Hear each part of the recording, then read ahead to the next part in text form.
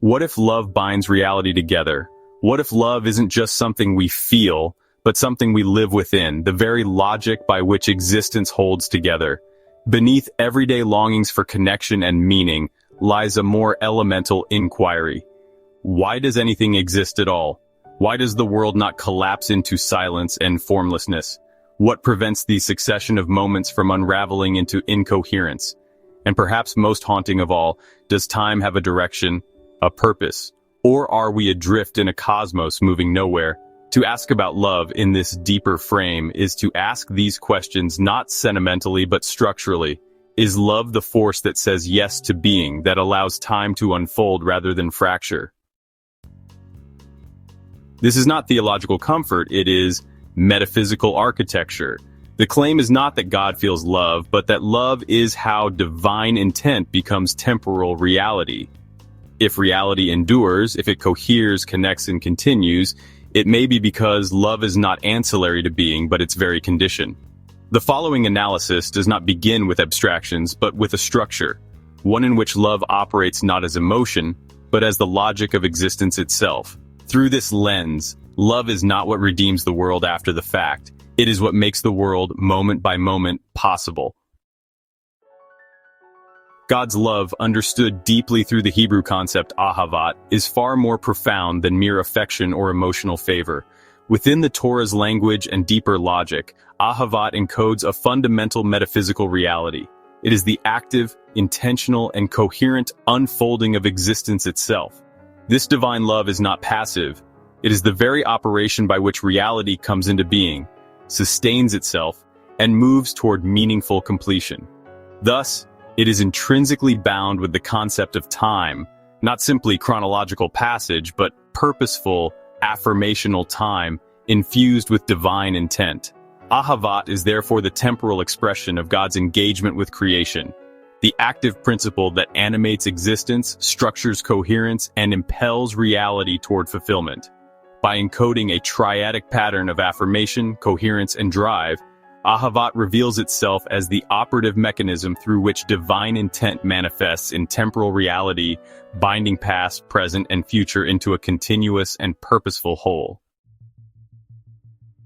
Affirmation is the foundational dimension of divine love, the primal yes, the original consent that allows reality to exist and unfold.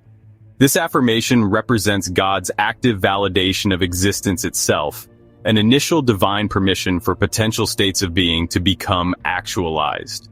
Without affirmation, existence remains merely potential, silent, and inert.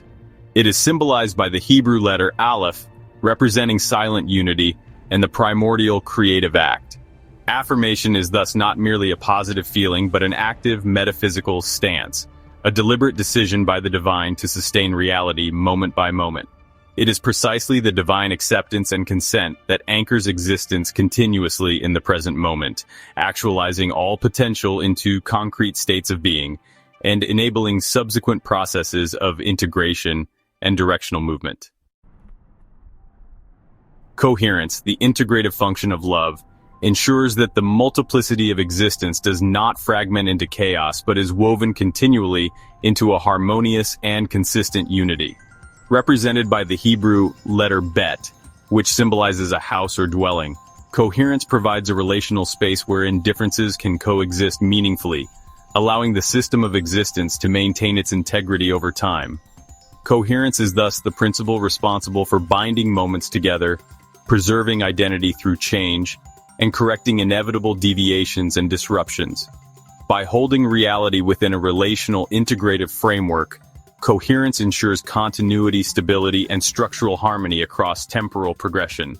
It transforms discrete events into meaningful narratives, distinct beings into connected communities, and isolated moments into coherent histories.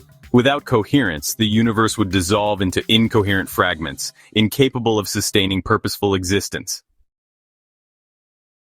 Drive is the dimension of divine love that imparts direction and purpose to reality's unfolding, ensuring that the processes set in motion by affirmation and unified by coherence move toward fulfillment, completion, and ultimate purpose. Symbolized powerfully by the Hebrew letter he, Representing revelation, breath, and outward movement, drive introduces a dynamic forward thrust, preventing reality from stagnation or meaningless circularity. It is the teleological force embedded within existence itself, compelling it forward toward ever greater realization and fulfillment of divine intent. Drive ensures that existence is not random or aimless, but purposeful and goal-oriented, propelling creation steadily toward its intended end state.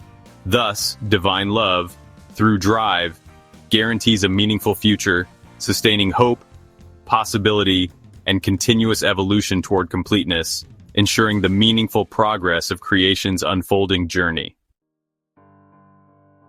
At the beginning, the triad is in a state of undisturbed harmony. Affirmation, Aleph. As origin generates the conditions for being, it is the primal yes that allows things to arise. Coherence, Bet, as dwelling provides structure to that origination, forming a relational house in which difference can be safely received. Drive, He, is present as breath, animating the system with forward openness, but it does not overpower. In this stage, everything coexists in mutual implication. Being is affirmed, structured, and moved. This is divine love in its most stable form, pure, generative, balanced. The origin is not isolated, the structure not confining, the motion not urgent. Past, present, and future interweave without fracture. However, even this balance contains within it a latent fragility. When origin, Aleph, becomes severed from relation, when its transcendence detaches from its immanence, it tends toward isolation. The primal source withdraws into abstract priority and no longer actively affirms what follows. As this happens, coherence, Bet, loses touch with its relational grounding, becoming formal without foundation. Drive, He, in turn, loses the breath of origination and becomes inert. Thus, all elements begin to negate each other in a passive stasis. The equilibrium here is not peace, but stalled isolation. Nothing collapses, but nothing progresses. Love persists as concept, but not as motion. To break the stasis, the system reasserts itself through strength, the second face of Aleph. Here, affirmation becomes forceful. The yes is no longer just permissive, but compelling. Being must be affirmed again, now with energy, not just allowance. This leads to coherence reinforcing itself by structuring the force of affirmation into form. It builds a container strong enough to hold what is surging. That structure empowers drive, which now carries purpose with intensity. Drive, in turn, cycles back to reinforce origin, breathing power into its root again. This is the stage of reanimation. Divine love takes on momentum, but the very force that reanimates will soon threaten to overwhelm. As strength intensifies, affirmation devolves into domination. The ox no longer bears, it tramples. Coherence suffers next. It cannot maintain the balance between force and structure. The house becomes strained under the weight of compulsion. Drive, having become hyperactive, no longer flows with purpose but barrels forward unchecked. As drive unravels, it strips meaning from structure, and structure can no longer uphold origin. The system collapses in a feedback loop of negations. Each function, corrupted, undermines the others. Divine love here has become coercive, time becomes oppressive. The original affirmation is no longer a gift, it is a demand. From this crisis, the only way forward is authority, not control, but righteous instruction. Affirmation reconstitutes itself not as raw origin or overpowering force, but as wisdom, the capacity to speak, to name, to teach. This restores coherence not as rigid structure, but as intelligible form. The house becomes legible again. Drive resumes motion, but now under guidance. The causal logic is clear. A true affirmation leads to structure, which leads to purposeful movement. But if affirmation fails, drive fails. There is no meaning in action without original validation. Love now expresses itself as an educational cosmos. Created reality is taught to be itself, moved by understanding. Yet even teaching contains the seed of its own negation. Authority, when rigidified, becomes control, dogma, prescription, and imposed certainty. Coherence begins to flatten. Structure is no longer responsive, but fixed. Drive may still function, but without creative freedom, it becomes execution of predetermined plans. This reverses the flow. Movement no longer arises from affirmation, but instead loops back and claims to produce origin. The future seeks to dictate the past. Love loses openness and turns into system. It no longer teaches through revelation, but governs through restriction. The cycle now teeters on the edge of collapse. Coherence is strained, and the house is no longer a home. In this stage, coherence arises through enclosure. The divine yes, Aleph, drives creation forward, and that movement, drive he, seeks stability through boundary, coherence, bet. Here, enclosure does not restrict, it defines space, making relation possible. The house of love is drawn not to contain, but to allow boundaries mark identity, create sanctuary, and shape becoming. Coherence emerges as the result of movement organizing itself into relational space. The system does not move linearly, but folds inward, deepening. Divine love at this point is architectural. It creates worlds in which things can endure. Yet even the most nurturing enclosure carries risk. It may become confinement. The house walls off too tightly. What once held becomes what now traps. The negation of coherence as enclosure leads to a breakdown in affirmation. It becomes unclear whether the system was ever truly saying yes to being or only yes to controlled existence. Drive, when met with too rigid boundaries, stalls. Retrospective logic dominates. Meaning is not discovered, but reconstructed from within limits. The past begins to rewrite the present. Love turns inward, not in contemplation, but in claustrophobia. A system unsure whether it welcomes the other or imprisons it. To move forward, the system must assert opposition, the second face of bet. Enclosure gives way to distinction. True coherence does not erase difference, it holds it. Here, love affirms the other, not by dissolving contrast, but by integrating duality. The structure of love becomes inclusive by weaving tensions into harmony. Drive now re-engages, energized by the integrity of distinction. Divine love flourishes in paradox, unified multiplicity, not blurred sameness. The system breathes again, not because boundaries vanish, but because opposition has become mutual, not adversarial. But opposition can degrade into division. Instead of difference in relation, the system begins to interpret boundaries as borders. Affirmation withdraws, unwilling to engage what is other. Coherence now divides rather than binds. Drive loses its connection to origin. It becomes reactive, oppositional, defensive. Love becomes tribal. Affirmation is for insiders only. The coherence that once sustained multiplicity now fragments it. The house becomes many isolated rooms walled off from one another. The system speaks in terms of exclusion, not invitation. Unity is replaced by separation masquerading as order. The crisis forces coherence to its third mode, structure. Here, coherence seeks to reclaim its unifying function by creating relational scaffolding. Each function turns toward coherence. Affirmation seeks a structure it can inhabit. Drive seeks a direction it can channel through. Bet becomes the conjoining point. No longer just holding difference, it begins to synthesize it. This is love as covenantal architecture. Affirming and propelling are both shaped through coherent form. The house is not just a container, but a design, a shared structure through which love becomes durable and time gains intelligibility. But if structure hardens, it becomes a bottleneck. Instead of channeling energy, it restricts it. Affirmation and drive both falter. Not because they are absent, but because the coherence mechanism fails to translate them.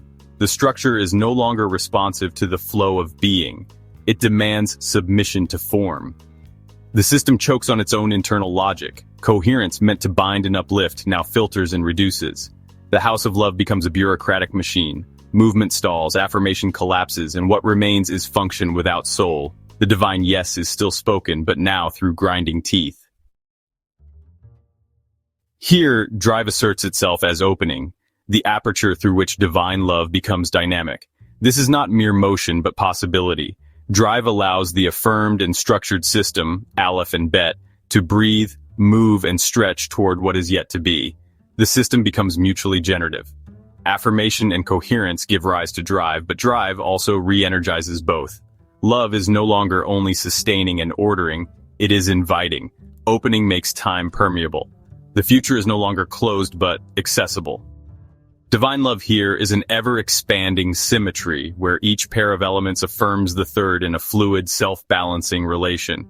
But opening, when untethered, becomes disruption. When the aperture widens too far, structure, coherence, destabilizes. and the original intent affirmation loses anchoring. The result is dissonance. Drive no longer reveals possibility but disperses identity. Too many options, too little clarity. The triad's mutuality collapses into mutual negation. The rhythm breaks, the harmonic turns to noise. Divine love begins to fracture into activity without cohesion. The call to possibility becomes a distraction from presence. Love still opens, but now into incoherence. The system is free, but not safe. It can move, but not toward. The system reasserts itself through designation. Drive no longer merely opens, it names. To designate is to direct, to declare identity and orientation. Every function now implies the others. Drive contains the shape of origin and structure, and vice versa. Time becomes integrative. Movement names and locates the moment in relation to past and future. This triad converges because each element expresses the whole. Divine love, here, is directional presence. It does not merely sustain or open, it points, it invites, it declares. The cosmos is no longer a place where love might occur. It is a place where love knows its name. But designation can decay into fixation. Names become roles, directions become destinies, and the system becomes rigid. Each element demands the others, but not in freedom, independence. If drive no longer permits reinterpretation, coherence fractures and affirmation falters. The system becomes conditional. Each function requires both others to remain valid, and the loss of one triggers collapse. Divergence replaces convergence, not by chaos, but by excessive ordering. There is too much clarity, too little adaptability. Divine love turns into categorical identity, movement into preassigned routes. There is no longer discovery, only repetition. Now drive achieves its final form as revelation, not as sudden light, but as the system revealing itself to itself. Each pair of elements either gives rise to the third or collapses without it. Revelation completes the arc of drive. What was opened and named now shines forth. Time becomes transparent. Divine love no longer needs to explain itself. It is manifest in action, motion, and being. This is not spectacle, it is clarity. The world, coherently affirmed and dynamically expressed, reveals its source. Revelation is not a rupture, it is the appearance of meaning through form. Love is no longer only a force, it is understood. But even revelation can break apart. When it tries to stand alone, without grounding in origin or coherence, it becomes exposure without integrity. Revelation turns divisive. Each element appears more like a reaction to the absence of others than a true expression of unity. Drive continues to declare, but what it declares is incomplete, meaning fragments into isolated insights. The system cannot converge because its disclosures no longer cohere. Affirmation lacks echo, coherence lacks shape. Love continues to express, but nothing binds the expressions. This is revelation without recognition, truth declared but not integrated. Having reached revelation, the individual can no longer remain isolated. The presence of divine love now seeks resonance. This triad marks the beginning of association, the search for others who have likewise received and integrated the structure of Ahavat. Each pairing, affirmation and coherence, coherence and drive, drive and affirmation, demands the third to be meaningful. This triad signals an important transition. God's love, once internal, now seeks shared articulation. The individual longs not just to embody love, but to live it in community of understanding. Divine love becomes relational knowing. However, this stage is fragile. Misalignment here doesn't break the structure, it isolates the bearer. This is the moment of spiritual loneliness. The bearer of divine love, if unrecognized, begins to disassociate, not from truth, but from context. In a world where others cannot perceive or reciprocate revelation, the drive becomes unanchored. Coherence breaks first. The individual can no longer find a shared relational field. Affirmation weakens as its origin feels unsupported. Drive becomes desperate, sometimes turning reactive, mystical, or chaotic. The internal structure still exists, but it begins to flicker in isolation. Divine love, so long nurtured, now feels alien. The bearer is not broken but estranged. And yet, if the bearer resists disassociation, something greater becomes possible: integration. In this final affirmed triad, the structure folds back into itself, but in a new mode. The individual no longer seeks merely to express love outward, but to contain and reconcile it fully within. Drive and affirmation are now understood through coherence. Revelation and origin are fused into meaningful internal structure. Love here is not simply known or shown, it is embodied. This is the triad of selfhood reconstituted, not egoic, but ontologically restructured by divine rhythm. The house of love becomes portable. The bearer is the structure. But if the internal structure cannot hold, the system collapses. This is disintegration, not a fall into evil, but a fragmentation of divine logic in the self. Without coherence, affirmation and drive become unstable. The yes becomes uncertain, and movement becomes erratic or forced. The bearer may still remember love, still seek its truth, but the parts no longer support one another. The structure is remembered, but no longer inhabited. Love, which once breathed the system into being, now becomes memory, longing, or abstraction. And so the final threat arises. The danger here is existential severance, the inability to live what one knows, and that is the final choice. Heaven or hell?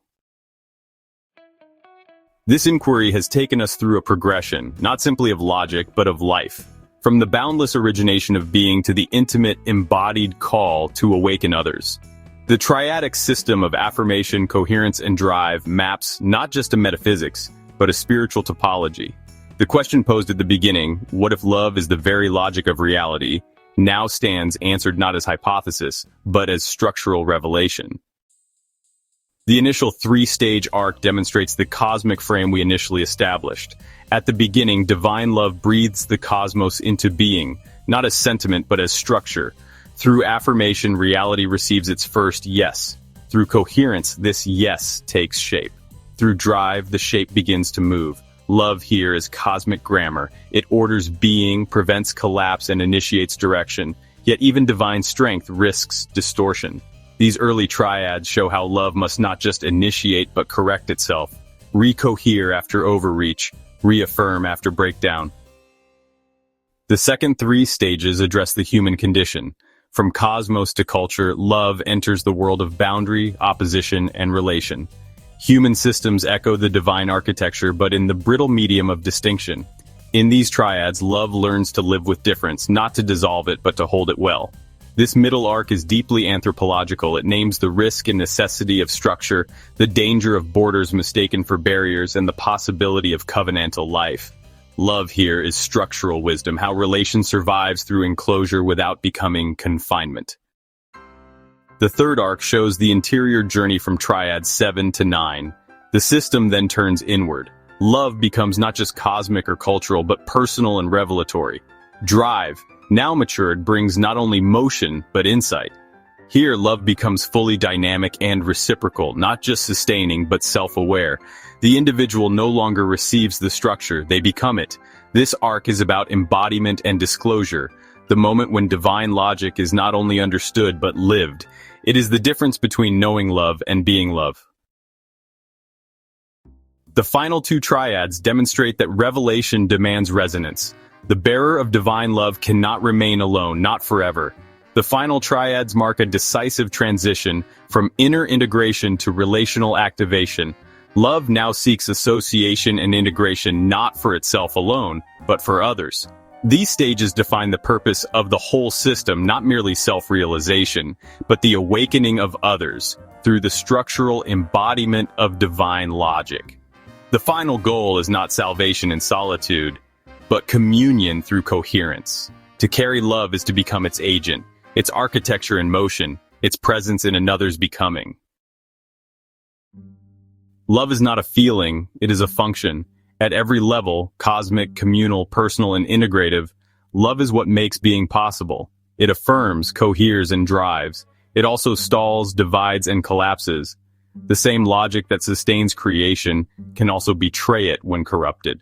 This is not sentimental theology, it is logical metaphysics where divine love is the syntax of time, the grammar of relation, and the rhythm of becoming. The triads are not merely stages, they are rhythms of reality. Every person, community, and cosmos will pass through these affirmations and their negations. The goal is not to avoid negation, it is to survive it, to transform breakdown into reformation, to allow love to learn itself through its own undoing. Love is not what redeems the world after the fact. It is what makes the world moment by moment possible. To live in love is not to feel safe. It is to inhabit the structure that holds being together, even when it fractures. To embody love is not to escape the system. It is to become a living pattern through which others might be called awake. This is the arc of Ahavat, from breath to structure to movement, from God to world to self, and finally to everyone.